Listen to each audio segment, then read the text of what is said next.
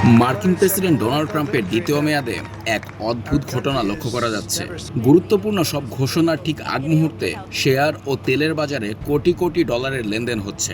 বিবিসির এক অনুসন্ধানে দেখা গেছে, ট্রাম্প যখনই বড় কোনো ঘোষণা দেন, যেমন যুদ্ধবিরতি বা ট্যারিফ কমানো, তার কয়েক মিনিট আগেই কিছু ট্রেডার বিশাল অঙ্কের বাজি ধরেন এবং ঘোষণা আসার সাথে সাথে তারা কোটি কোটি ডলার মুনাফা করেন। একে বলা হচ্ছে ইনসাইডার ট্রেডিং বা ভেতরের তথ্য ফাঁস।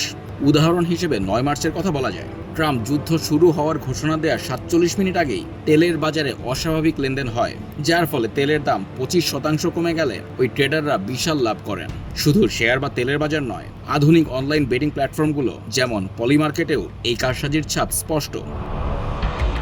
ভেনেজুয়েলার প্রেসিডেন্ট নিকোলাস মাদুরোকে মার্কিন বাহিনীর আটক করার একদিন আগে একটি নতুন অ্যাকাউন্ট থেকে বিপুল অর্থ বাজি ধরা হয় এবং ঘটনার পর তারা জিতে নেয় কয়েক লাখ ডলার। উল্লেখ্য, ট্রাম্পের ছেলে ডোনাল্ড ট্রাম্প জুনিয়র এই ধরনের একটি প্ল্যাটফর্মের উপদেষ্টা বোর্ডে রয়েছেন, যা সন্দেহকে আরও উস্কে দিয়েছে। ডেমোক্র্যাটরা এই বিষয়ে তদন্তের দাবি জানালেও হোয়াইট হাউস একে ভিত্তিহীন দাবি করে উড়িয়ে দিয়েছে।